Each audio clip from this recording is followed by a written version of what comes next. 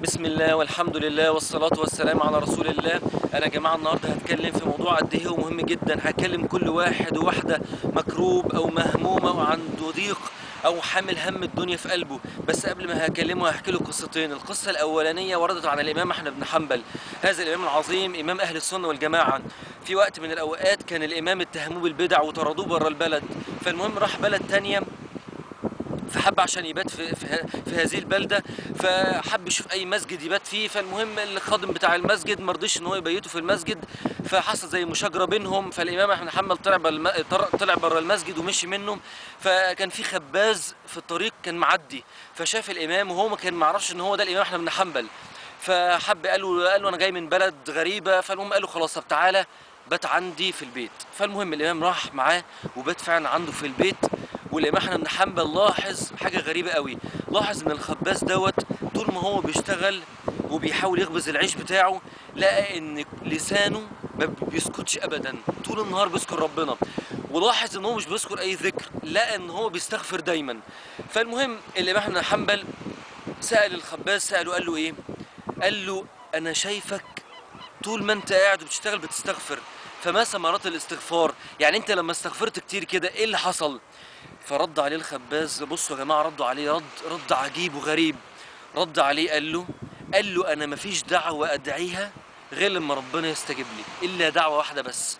فالامام احمد بن حنبل رد عليه وقال له ما تلك الدعوه؟ يعني ايه هي الدعوه دي اللي انت، يعني انت كل الدعوات ربنا بيستجيب لك الا دعوه واحده بس؟ فهو كان عاوز يعرف ايه هي الدعوه دي. فالخباز رد عليه قال له اني ارى الامام احمد بن حنبل.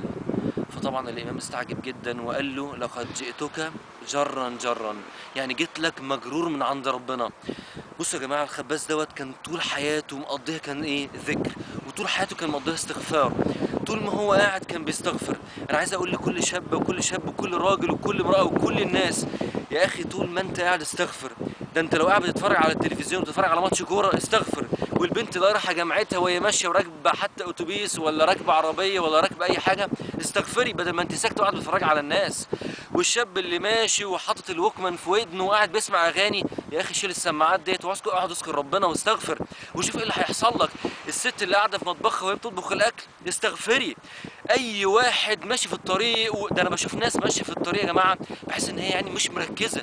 يا اخي طول ما انت ماشي استغفر، هتخسر ايه يا جماعه؟ ده العضله الوحيده اللي في جسم الانسان ما بتتعبش هو اللسان، ما بيتعبش ابدا. استغل وقتك واقعد استغفر وشوف ربنا هيعمل معاك ايه.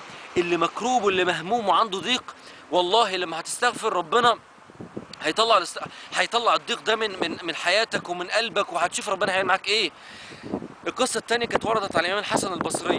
كان قاعد ومعاه جماعه وكل واحد جاله فقال له يا امام نحن نشتكي المطر، يعني ما فيش مطر في بلدهم. فرد عليه قال له عليك بالاستغفار. واحد تاني جاله قال له ايه؟ قال له يا امام انا معيش فلوس وبشتكي من ان انا معيش اموال. قال له عليك بالاستغفار. تالت واحد جه قال له يا امام انا بشتكي ان انا نفسي اتجوز، اعمل ايه؟ قال له عليك بالاستغفار. فالناس اللي كانوا حوالين الامام الحسن البصري قالوا له يا امام احنا لاحظنا ان الثلاثه اللي جولك قلت لهم نفس الرد اللي هو عليك بالاستغفار. الامام الحسن البصري قال لهم مش انا اللي بقول، ده ربنا قال في سوره نوح فقلت استغفروا ربكم انه كان غفارا يرسل السماء عليكم مدرارا ويمددكم باموال وبنين ويجعل لكم جنات ويجعل لكم انهارا.